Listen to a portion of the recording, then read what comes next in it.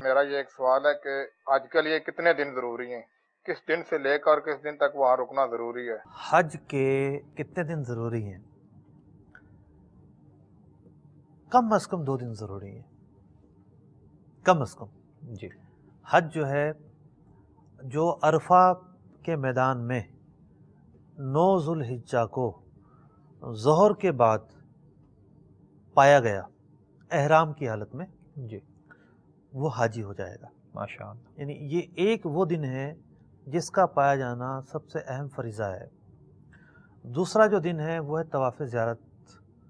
طواف زیارت کا جو وقت ہے وہ اپنا 10 تاریخ سے وقت شروع ہوتا ہے اس کا، لیکن جو حج کے مسنون ایام ہیں جن میں حج کے تمام ارکان سنت طریقے سے ادا کیے جاتے ہیں، وہ 5 سے 6 بنتے ہیں، 8 ہے، 9 ہے، 10، 11، 12، 13، جی کم از کم 12 تک جو ہے وہ جی بنتے ہیں۔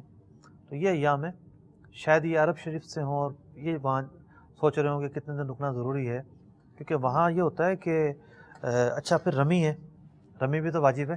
بالکل، مطلب 2 جو ایام میں نے عرض کی ہیں وہ فرض کے تعلق سے کی ہیں، ٹھیک۔ واجب کو اگر لیں گے تو رمی بھی اس میں شامل ہوگی۔